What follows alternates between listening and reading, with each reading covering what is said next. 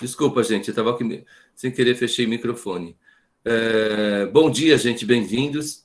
Estamos dando início a mais uma aula de gestão financeira. Eu não sei se né, mas muita gente gosta. A aula de hoje é como se fosse a cereja do bolo. Tomara que todo mundo cuide aí do passo que a gente vai estar começando a aprender hoje.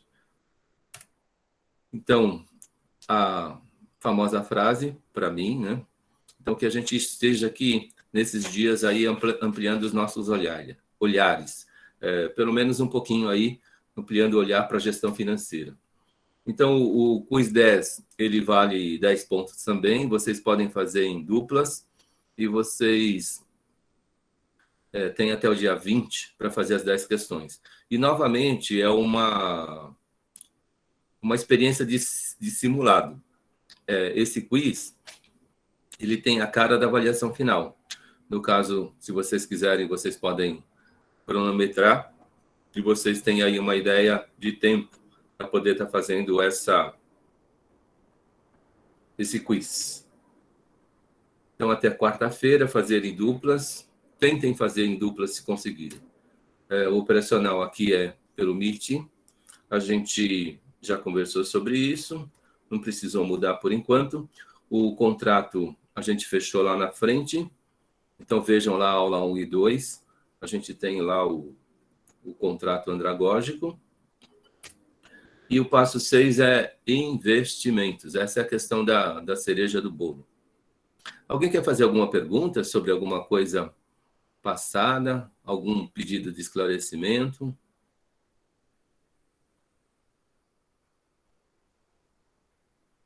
Professor, se pudesse revisar as questões do último quiz. Revisar as questões do último quiz. Aí, no caso, você não quer pontuar, Karina? É só realmente, acho que das questões de múltipla escolha, para dar um norte, eu não sei. É que eu não consegui também acompanhar a última aula, né? Tá. Deixa eu ver se eu acho aqui.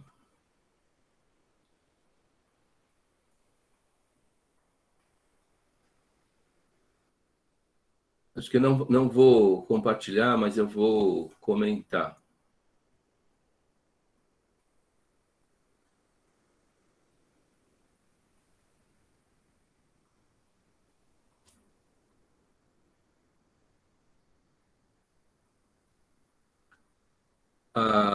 Ações de agência. Alguém lembra quais são? Era elaborar orçamento, previdência, administração do caixa e administração de crédito, né, professor? Isso. Aí, Mas, no caso, nessas alternativas tinha das 4, só 3, né? isso. Então, é a beribola, tá certo, Ianca? Deixa eu ver aqui, a próxima. Nas alternativas abaixo, quais delas tratam de serviços de agência?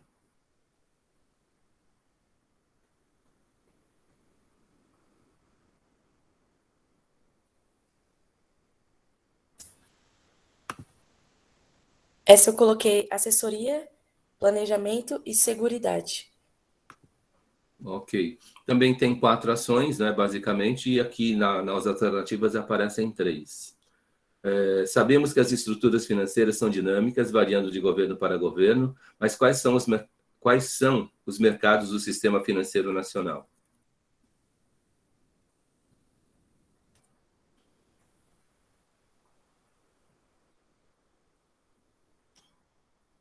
Aqui na alternativa aparece todas.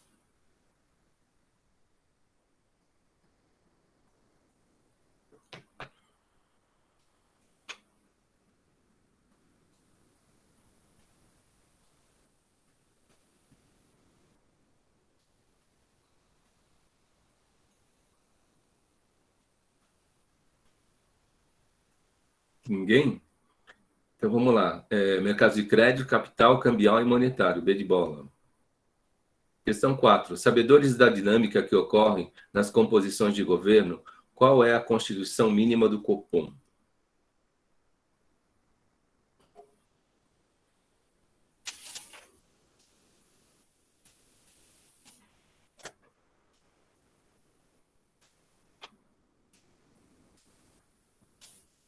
Alternativa A, né, ministro da área econômica, Banco Central e Comissão de Valores Mobiliários, CVM.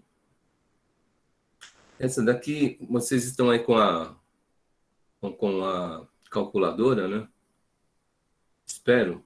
Qual o montante no regime de capitalização composta de uma aplicação de R$8.000 a 1,67% ao mês em 4 meses? Professora, essa eu fiquei na dúvida, essa do Copom, porque quando a gente vai pesquisar, ele fala sobre o Banco Central. Eu fiquei na dúvida. Foi qual a resposta? É a resposta A? Então, é um outro item que poderia estar aqui, né? Mas é a questão da dinâmica, né? Em alguns governos, eles colocam o Banco Central. Agora, a gente tem lá o superministro, o Banco Central e a Comissão de Valores Imobiliários. Alternativa A, Karine. Ok, obrigada.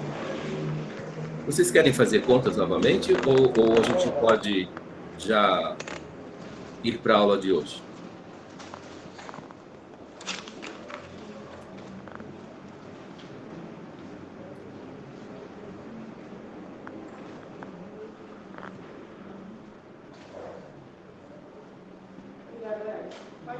Eu vou ser rápido aqui, vou usar HP e responder para vocês, tudo bem? Então, a aplicação de 8.000.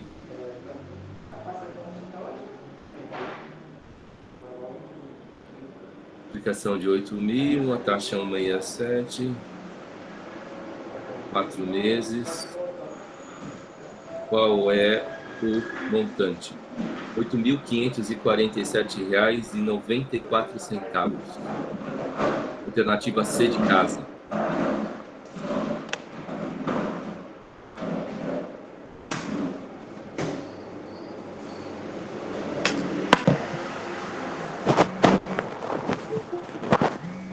Mister, esse telefone está ligado.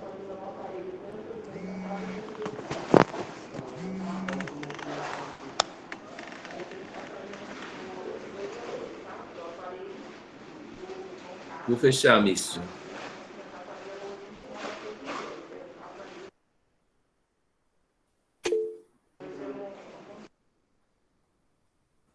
Quer falar, Misty? Abre o teu microfone.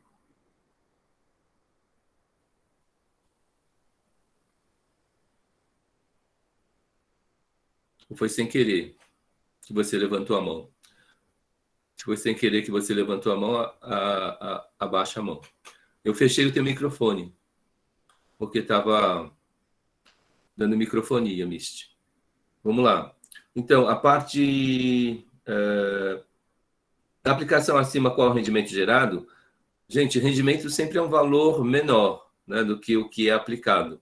E, nesse caso, é R$ 547,94. É a alternativa D de dado. Vejam que nas alternativas eu coloco aquela situação da publicação Brasil. E se você quiser falar, é só abrir o microfone, tá bom?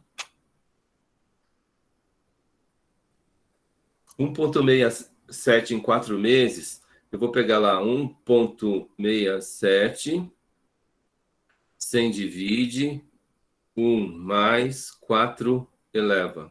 Então, vai dar 6,85. A alternativa A.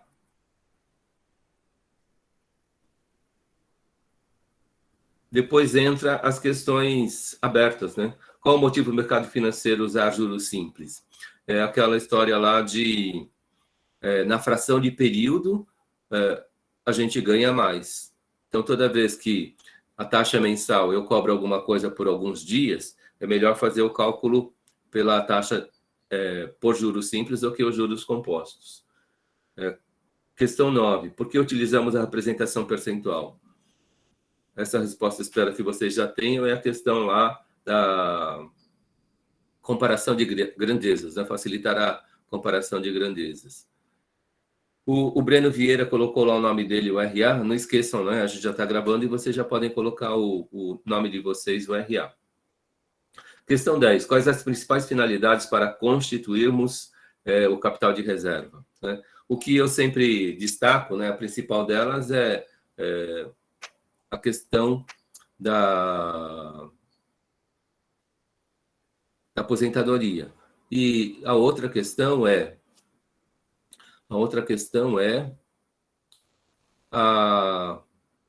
para as emergências, né? Elas surgindo, a gente está preparado. Então, é isso. Tá claro? Vocês querem fazer alguma pergunta?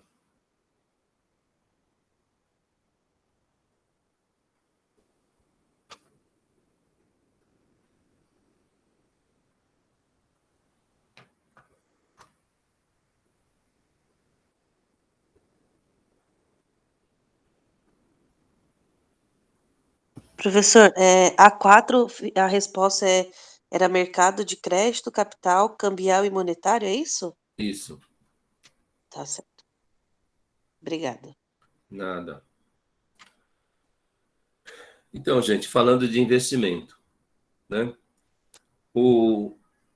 Esse quadro daqui, ele tem uma não atualização na questão de combustíveis, né? Mas, por exemplo, uma pessoa que pensa num carro como investimento, ele, de repente, precisa disponibilizar 40 mil reais, né? Então, ele tem lá vários itens que ele precisa considerar. O seguro, que em geral é 4%, IPVA, que em geral é 4%. Ele, às vezes, precisa pagar... Camila Ione, bom dia. Precisa estar pagando estacionamento, precisa estar pagando pedágio, precisa fazer a manutenção, com certeza. Tem a questão aqui, que não está atualizada, né? Uma pessoa que tem 10 quilômetros para ir, 10 quilômetros para voltar, ele vai gastar aí 2 litros por dia, se o carro faz 10 quilômetros por litro. Tem a depreciação, né, 10% ao ano. Custo-oportunidade, a questão é esse dinheiro, né, o que é o custo-oportunidade? Esse dinheiro, em tese, se ele existe, ele tem que estar aplicado. Né? Se ele está aplicado, eu coloquei aqui uma situação de uma aplicação de poupança, que é a mais comum, não é a melhor, mas a pessoa está com esse dinheiro na poupança e ela resolve tirar esse dinheiro da poupança para fazer um investimento num veículo, um investimento entre aspas. Então, aquilo que estava na poupança remunerava 0,5%, que representa esses R$ 2.400 por ano. E essa pessoa, ela pode ser muito disciplinada, mas pode tomar multas aí ao longo de um ano. Então, dividindo cada um desses valores anuais por 12, a gente tem aquela coluna lá dos valores por mês. Então, uma pessoa que compra lá um carro de 40 mil reais, ele vai gastar por ano 15.760 reais, ou 1.313 reais por dia. Né? A condução, a gente tem aí uma situação de 4 por dia, 2 para ir, 2 para voltar. São só referências, né? Pode ser a situação de cada um ou não. Então, essa pessoa, se de repente ela tem esse dispêndio, né? Essa despesa mensal, o que acontece? Ela pode estar guardando aí em torno de R$ 1.000 por mês e pensando na pior aplicação, na poupança, esse 0,5% elevado a 12 e sobre R$ 1.000, depois de um ano, vai ter 12.335,56. Depois de 10 anos, ele tem 163 mil. Depois de 20 anos, tem 462 mil. É para estar avaliando. Hoje, a gente tem as conduções compartilhadas e, de repente, isso facilita muito a vida de algumas pessoas. Então, o carro pode ser um investimento, mas ele também pode ser uma baita de uma despesa. Tá claro o que a gente fez aqui, gente? Para estar avaliando se eu faço investimento ou não num veículo próprio?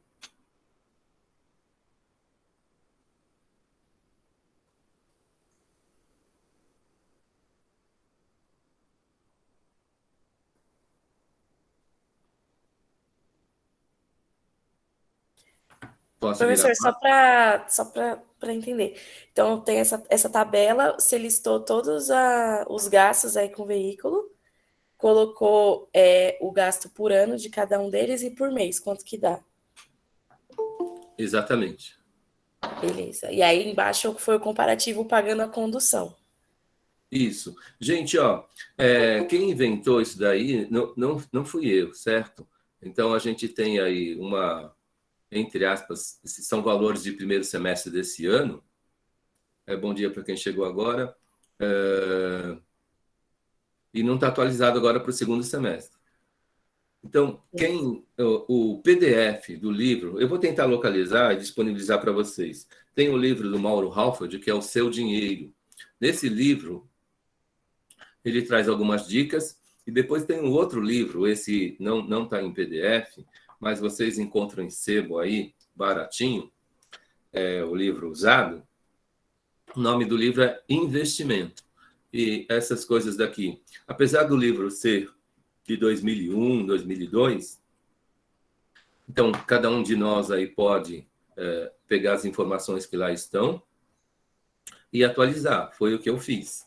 Então, essa tabela já está naquele livro Investimento do Mauro Halford e eu trouxe aqui para vocês, né? Então, quando se pensa na aquisição de um carro novo, gestão financeira, ou errado, quem pensa no investimento de um carro, não precisa ser novo, pode ser usado, o gestor financeiro ele precisa pensar em todas as possibilidades de entrada e saída de dinheiro e depois aí avaliar se existe aí um custo-benefício ou não. Ok? Por exemplo, aqui é a hipótese de um veículo zero no primeiro semestre desse ano. Agora, eu posso comprar um carro usado 4 vezes mais barato? Sim, eu posso. Mas aí o que acontece? O custo de manutenção ele aumenta muito. Karina, quer perguntar? Sim, professor, eu só não entendi. Da onde você pegou esses percentuais? Eu não entendi aonde você chegou. Como que você chegou para atingir esses 4% do seguro, IPVA? Você pegou do montante do valor total de 40 mil, é isso? Isso. Então, um seguro de um veículo zero, ele sai em torno de 4% sobre 40 mil, que vai dar lá os 1.600. O IPVA, ele é mais ou menos também 4% sobre os 40 mil, que a pessoa paga aí por ano, dá R$ 1.600, né? E assim por diante. No segundo ano, esses valores mudam, né? Porque Sim. o carro deprecia, mas continua sendo os mesmos percentuais, Karina. Ah, não, tá. Aí, no caso, então, seria o quê? 10% do valor total, é isso? A depreciação, É. Ah, em tá. Ah, média, não, tá aqui, é verdade. Já tá aqui, perdão, eu não tinha visto. tá? Deprecia em torno de 10%. Ah, não, Isso tá também, ótimo. isso também depende, por exemplo, se uma pessoa tem pé de chumbo, ela judia mais do carro. E quando ela judia mais do carro, quando esse carro é avaliado, a depreciação é maior. Tudo bem? Então, mas em média, é esse valor de depreciação. São todos os valores médios que estão lá na tabela do Mauro Halford e eu só atualizei o valor do veículo. Eu só não atualizei aqui nessa tabela o valor do combustível, né? Que ele subiu muito nesse ano. Teve o ICMS, né, que aumentou agora também, Então, o do ICMS ele combustível. está sendo discutido, né? E pode ser que afete. Mas, por exemplo, os governadores não estão aceitando a proposta da mudança do ICMS sobre os valores de combustível. Na verdade, o ICMS não baixa, assim, em termos de percentual, mas antes era uma média de, se me engano, valores de 15 dias, e agora eles estão sugerindo que essa média seja valores de 2 anos. O percentual do ICMS continua o mesmo, mas a base de cálculo ela altera, não é mais uma média de curtíssimo prazo, mas uma média de longo prazo. E precisa ser pensado esse negócio aí, não está aprovado ainda. Pode ser que seja aprovado na Câmara dos Deputados, mas de repente é barrado lá no Senado e não muda nada, de repente. Mas todo mundo, né, o gestor precisa ter aí na manutenção da sua frota ou na manutenção do seu carro pessoal esses números aí. Uma coisa que eu faço a cada abastecimento é a questão do controle de autonomia, né?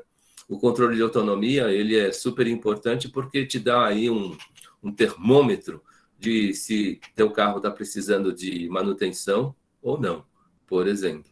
De repente, às vezes, alguma coisa desregule, a gente passa a gastar mais, então a gente precisa tomar cuidado.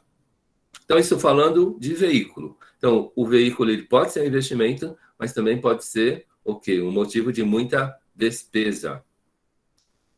Virando a página. Aqui, imóvel. A minha primeira consultoria para um casal de amigos, ela foi sobre residência, né? E aí, a pessoa não gostou da minha resposta e eu perdi aquela consultoria. Hoje, na cabeça dos brasileiros, né, ter um imóvel é fugir do aluguel, né? E algumas pessoas avaliam que jogar como que é? Pagar aluguel é jogar dinheiro pela janela. Então, sempre depende. Essa resposta ela não é a mesma para todas as situações, né? Aí o Mauro Rauft, ele coloca esse diagrama aqui.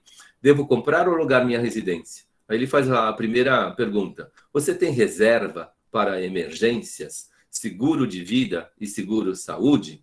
Se você não tem essas 3 coisas, providencie os 3 antes de pensar em comprar imóveis. Depois, se você tem reserva, se você tem seguro saúde, sim. Então, sua família vai para a próxima pergunta. Sua família já está definida, né? Então, se você realmente, de repente, tomou a decisão, eu vou ser solteiro, então a minha família está definida.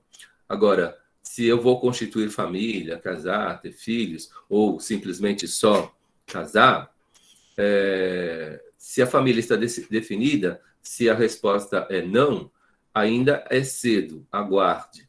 Aí, se a família já está definida, sim. Então, aí a próxima pergunta. Você tem dinheiro para comprar à vista? Aí, de novo, tem uma flechinha para o não, uma flechinha para o sim. Se a resposta é não, se você tem dinheiro para comprar à vista, muito cuidado, alugue um imóvel mais simples e aplique a diferença entre o aluguel e as prestações propostas pelo vendedor. Se você tem o dinheiro para comprar à vista, sim, vá em frente, boa sorte. Aí você pode estar comprando um imóvel, fazendo investimento no imóvel.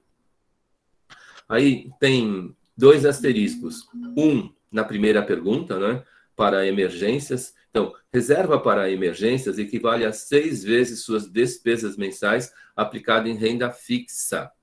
Gente, isso é o critério do Mauro Rauft, né? Então, eu acho que depende principalmente do ramo onde você trabalha. Se você trabalha num ramo que é mais administrativo, então, de repente, a sazonalidade ela é mesmo de 6 meses. Mas existem alguns trabalhos em que, de repente, a fase de desemprego ela é maior, então aí a reserva de emergência ela precisa ser maior. Então, autores mais otimistas como o Mauro Rauft, eles falam em 6 meses. Autores mais pessimistas, eles falam de reserva de emergência de 2 anos. A gente conversou aí sobre isso lá no primeiro passo. E aí, na resposta do não, sobre você tem dinheiro para comprar à vista, né? Diferença entre o aluguel, tem lá observação também. O imóvel alugado deve ser mais simples que o imóvel pretendido para a compra. Muitas pessoas erram alugando imóvel acima de suas possibilidades e assim não sobra dinheiro para poupar, né? A história da reserva eu coloco como primeiro passo. Então, esse valor da reserva a gente separa. Agora, não é, de repente, aumentou o meu salário e eu vou aumentar a minha despesa. Tem uma situação que é muito comum agora, que o governo está investindo em escolas de período integral, né? O que acontece? Um professor que fica dedicado nessas escolas de período integral, na sua base salarial, ele tem um aumento aí de R$ 750. E o que acontece? Então, se a base desse professor é R$ 1.000, na base de salário dele, ele passa a ganhar R$ 750 a mais, né? 75% a mais na base. E, de repente, ele vê aquele dinheiro aumentar na sua receita mensal, ele aumenta a despesa. Então, tem alguns professores que acabam, agora eu vou investir no meu imóvel próprio. E entra aí numa dívida de 10 anos, 20 anos, 30 anos. Mas o que acontece? Uma escola de período integral, ela tem aí uma cara de como o mercado financeiro funciona. Por exemplo, numa escola de período integral, existe lá a avaliação 360 graus. Se o olhar inteiro da atuação desse profissional ele falha em alguma coisa, esse profissional ele é advertido e ele tem mais um ano de sobrevida. E se de repente falha novamente, ele é desligado do programa de período integral. Então, ele assumiu uma dívida para 10 anos e, de repente, o salário dele, depois de 2 anos, ele despenca de novo, né? Ele estava lá com R$ 750 a mais, depois ele vai ter o quê? R$ 750 a menos. E aí tem professores devolvendo imóvel. Então, é só um exemplo aí do que a gente precisa tomar cuidado, né? Exigíveis a longo prazo, eles vão pedir da gente, né, essa constância. E para algumas situações, né, eu não tenho essa constância. Então, essa reflexão aí sobre alugar ou não, precisa tomar cuidado. Se vocês pensarem assim, um exemplo que eu sempre dou, né, o Carrefour, ele tem centro de distribuição. E o terreno do centro de distribuição ele é alugado. Eles podem ficar lá por 30 anos, mas aquilo é uma despesa. Mas depois, quando ele coloca aquilo no custo-benefício, o que acontece? Vale a pena alugar. Então, algumas pessoas abrem negócios com imóvel alugado. E aí, quando faz o plano, percebe que vale a pena o valor do aluguel, né? Então, para a vida de algumas pessoas, será que é o momento mesmo de a gente estar desembolsando um valor de um imóvel, ou a gente precisa cuidar para que essa reserva exista? Então, o veículo pode ser investimento ou não, o imóvel pode ser um investimento ou não. E, por exemplo, um veículo ele tem uma liquidez talvez de alguns meses. Agora, um imóvel ele tem uma liquidez que pode ser anual, né? Se eu precisar vender o imóvel, eu não vou conseguir vender esse imóvel de um dia para o outro. Eu vou precisar esperar, de repente, até um ano para que esse imóvel seja vendido. A liquidez de um imóvel ela é maior. Então, todo cuidado é pouco aí. Virando a página. Posso? Alguma pergunta? O que não está claro aí no que a gente conversou agora sobre imóvel, ou ainda voltando lá sobre veículo?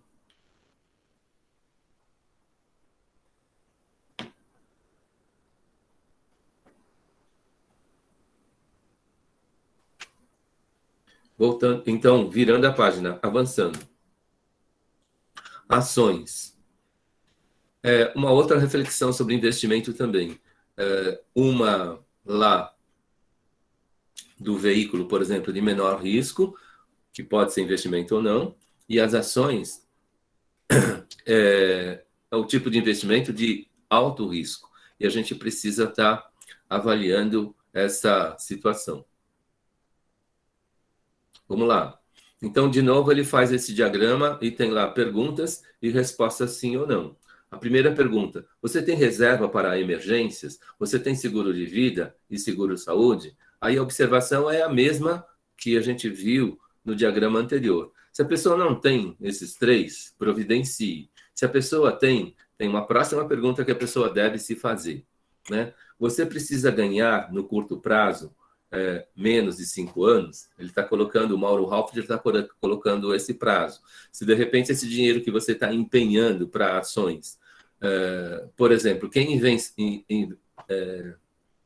investiu em ações nesse semestre está se descabelando, porque o valor das ações só caiu, e caiu muito. E aí, se ele vê aquele patrimônio lá degringolando, e a pessoa precisa desse dinheiro para daqui a pouco, então essa pessoa deve estar se descabelando. Então, eu preciso ter um valor que eu tenho certeza que é para longo prazo, né? Então, se não é para longo prazo, então, se não é para longo prazo, você quer ganhar no médio e longo prazo, mais de 5 anos. Depois, ele colocou mais uma pergunta. E nessa pergunta, se sim, descendo ali do lado direito para baixo, você suporta quedas de mais de 30% em um ano?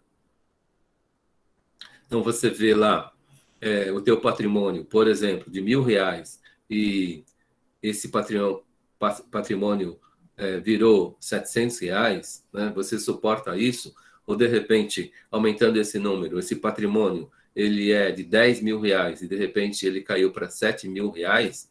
Então, você vendo aquilo, você se descabela ou você está tranquilo e sabe que vai ganhar no tempo, que é o que acontece nas ações, né? Então, se você suporta, tem sim e não também, né? Do lado direito lá do diagrama. Se sim, você está preparado para investir. Se não, comece aos poucos. Não coloque mais de 30% de seu patrimônio na Bolsa de Valores. Tem o que a gente fala da diversificação também. Ninguém deve comprometer 100% do seu patrimônio num tipo de investimento só. A pessoa precisa diversificar. Acho que na aula passada ou retrasada eu falei de 5 tipos para quem tem um tipo, tem capital. Por exemplo, R$10.000, eu posso ter 5 tipos de investimento e colocar R$2.000 em cada um. De repente está perdendo em um, mas ganhando em outros. E na média, espero, né, que a gente tenha aí ganhos, não perdas.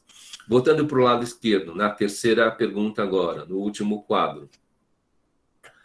Então, se a resposta é sim, se você tem objetivo dentro de 5 anos, não invista em ações. É arriscado, né? Então, esse dinheiro, se vocês pensem em utilizá-lo em prazos menores do que 5 anos, não dá para investir em ações. Então, é uma reflexão que deve ser feita. Então, para todo investimento, todo tipo de papel que vocês pensarem, todo tipo de investimento que vocês pensarem, vocês precisam estar fazendo reflexões financeiras sobre essa situação. Não é sair investindo, né?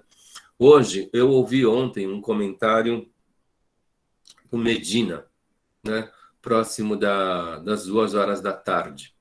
E a pergunta que o Sardenberg, na CBN, fez para o Medina foi sobre esses investimentos que são chamarizes, né?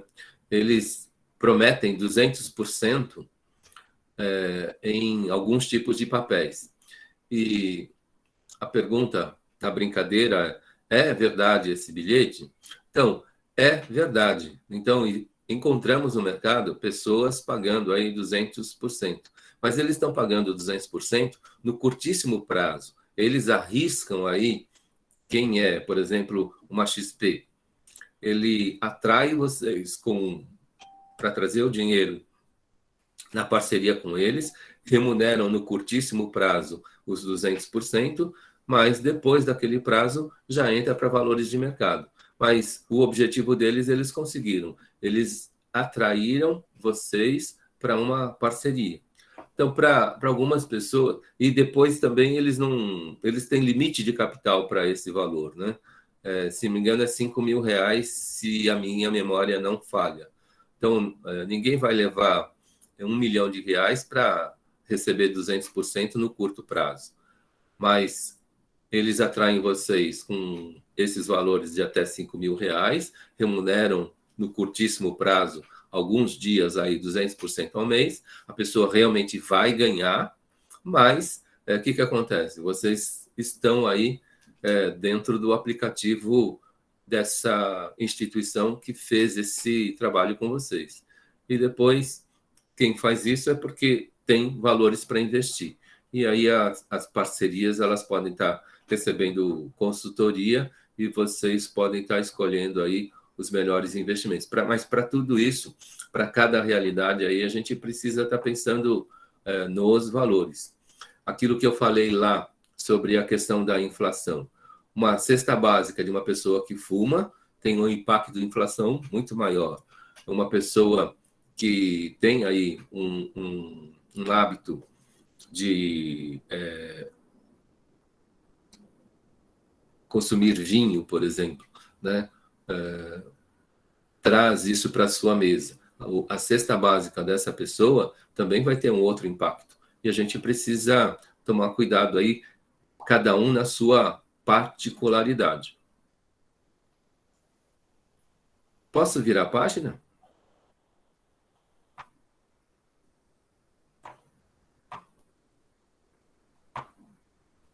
Perguntas?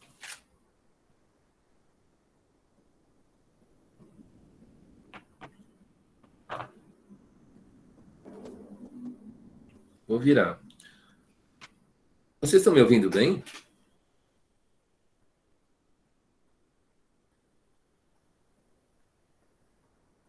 Sim? Posso seguir, legal. Vamos lá. Gente, qual a relação entre risco e retorno?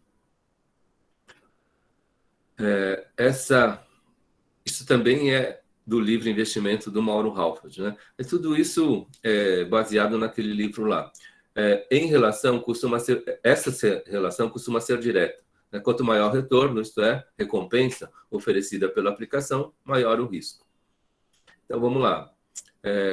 Na vertical, eu tenho o retorno, e na horizontal, o risco. Então, quanto mais se afasta da origem ali, o risco é maior. E quanto mais sobe, o retorno é maior. Então, eu tenho uma renda fixa, nesses 4 exemplos que ele dá, que ele tem o menor risco e menor retorno.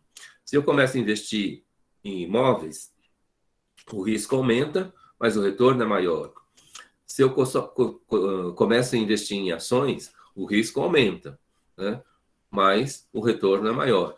Toda vez que a gente fala em risco, eu vou falar da minha primeira experiência de investir em ações.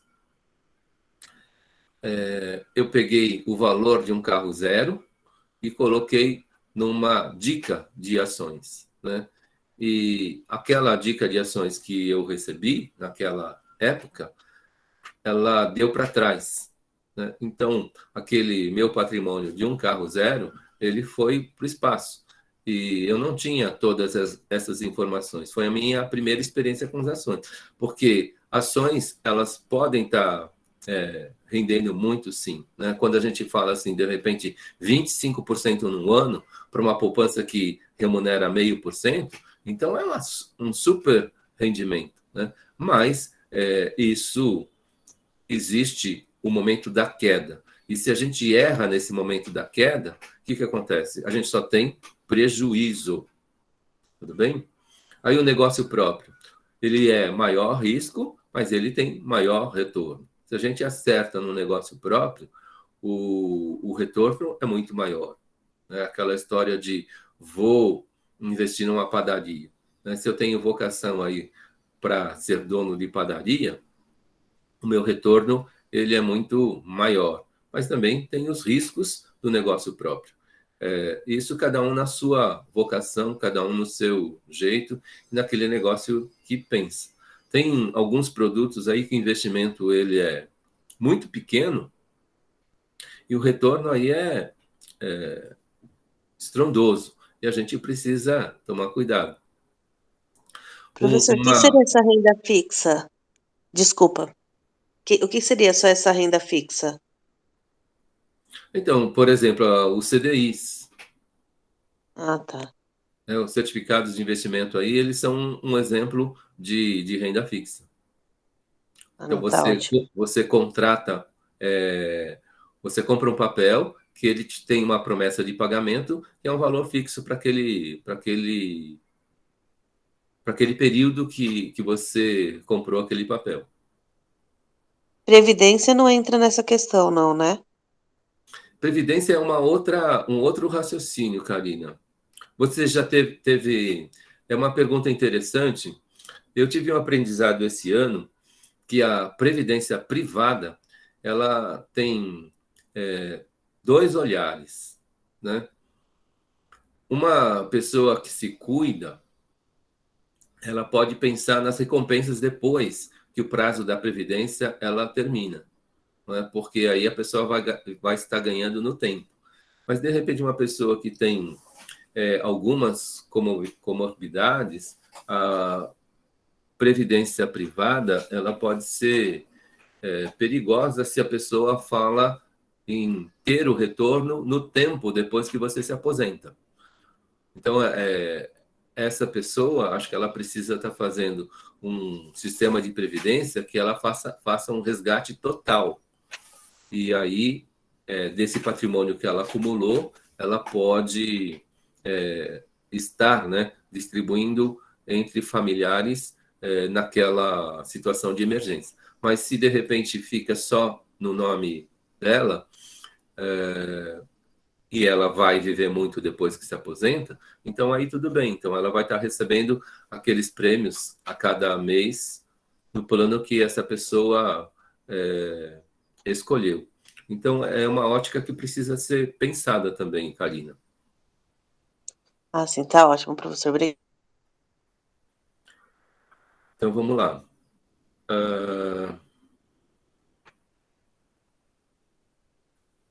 Virando a página. Então, aqui fala, né, da questão da liquidez. Então, se eu tenho dinheiro vivo, a liquidez é alta, é rápida, é a mais rápida, né? Caderneta de poupança, ela tem uma liquidez mensal, fundos de renda fixas. Então, em geral, o que é mais comum, você comprar esses papéis aí por 180 dias, né? Então, é um prazo maior. Ouro, você vai ganhar no tempo. Então, você tem a seta para cima, tem maior liquidez. Quanto mais você vai descendo nessa tabela, a liquidez é menor, né? Então, você transforma um negócio próprio, que está no fim da lista aí, em dinheiro, no longo prazo, não no curto prazo. Então, se eu precisar vender a minha padaria, não, às vezes eu posso nem conseguir vender, né? Porque, de repente, a avaliação que a pessoa faz é que aquele negócio, naquele lugar, naquele ponto, ele não vale a pena, por exemplo, né? Então, aqui fala de dinheiro vivo, caderneta de poupança, fundo de renda fixa, ouro, fundo de ações, ações na Bovespa, imóveis urbanos, imóveis rurais e negócios próprios.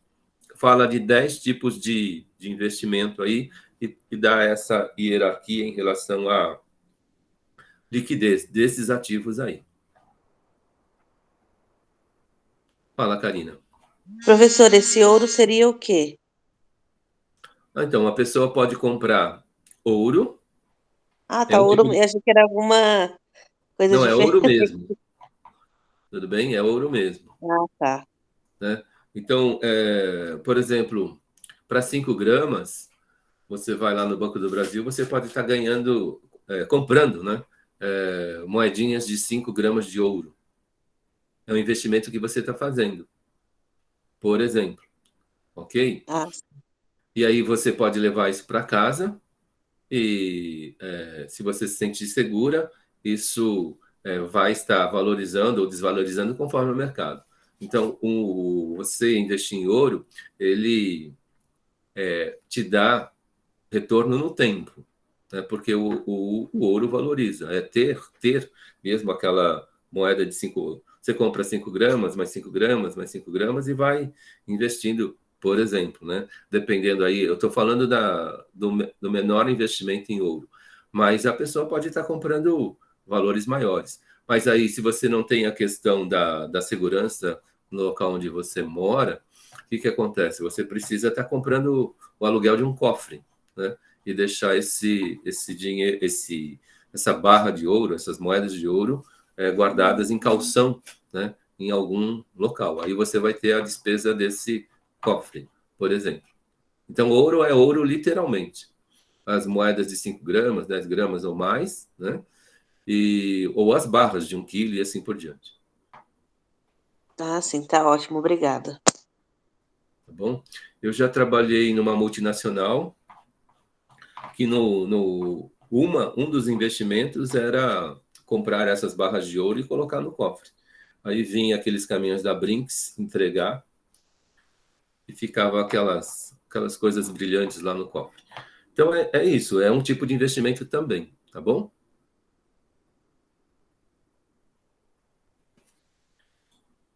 Virando a página. Acho que a gente está chegando no fim. Se vocês não tiverem mais perguntas, eu tenho a pergunta da avaliação de hoje. Ou vocês querem perguntar mais alguma coisa sobre investimento? A Michi levantou a mão desde o início da aula, não abaixou.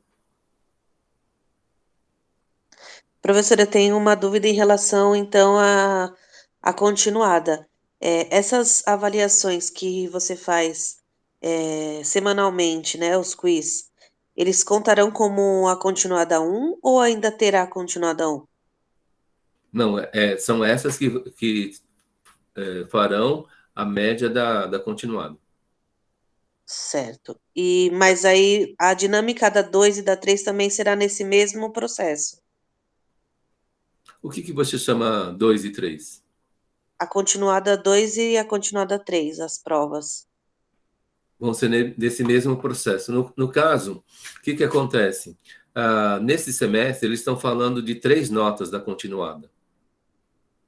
Certo? E nesse processo, eu estou oferecendo para vocês 7 continuadas.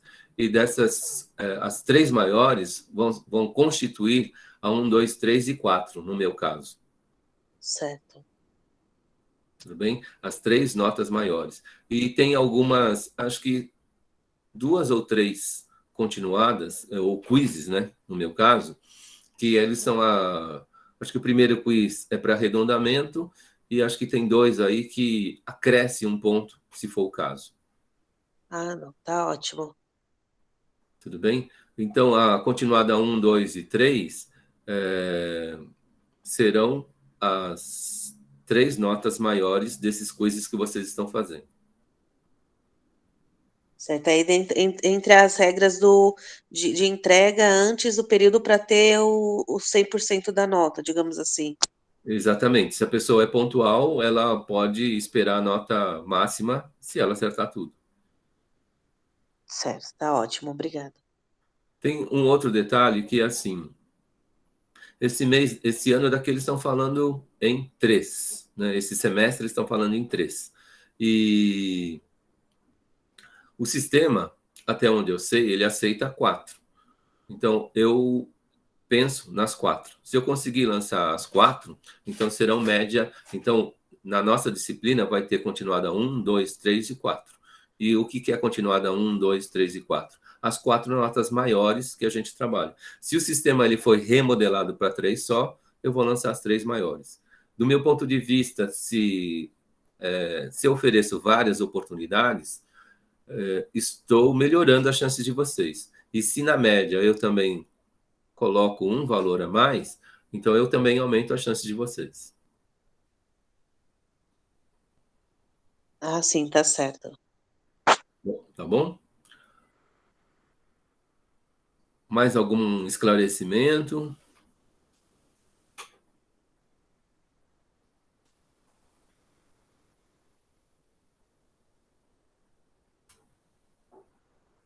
Então, quem não deixou o nome, antes de eu encerrar a gravação, deixa o nome aqui.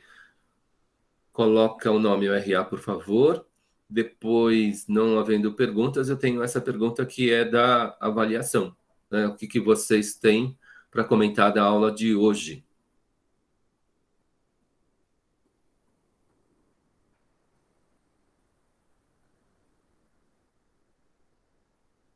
Tudo bem? Tem uma opinião? Bom dia, professor, tudo bem? Fala, Isaías. Não, professor, muito boa aula, professor, esclarecedora. Né? Já dá para dar um norte aí para quem quer na área de investimentos, né? Não esteja uma pontualidade, né? Para estar fazendo, se organizando. Muito boa aula, muito obrigado aí. Isaías, o meu sonho aí é que todos vocês se tornem investidores, né? Que todo mundo troque aí o lado do balcão, que a gente não seja mais aquela pessoa que toma empréstimo para uma emergência, que a gente seja aquela pessoa que esteja aí constituindo o nosso capital de reserva e esse capital ele esteja muito bem investido e nos melhores papéis aí de mercado, por favor, hein? Legal, professor, obrigado, valeu. Que vocês tenham qualidade de vida aí nesse momento que vocês planejarem para a aposentadoria de vocês.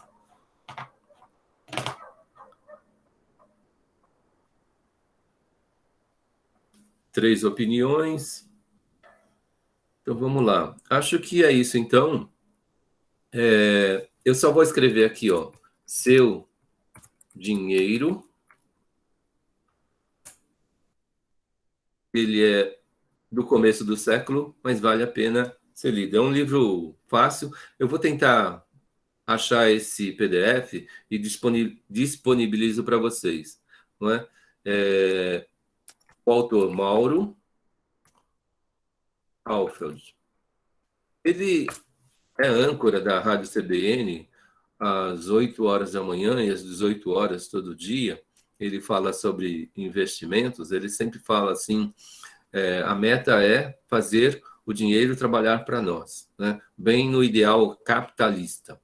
Então, ele tem esse primeiro livro, que é do finalzinho do século passado, e ele tem esse outro livro aqui, Investimento,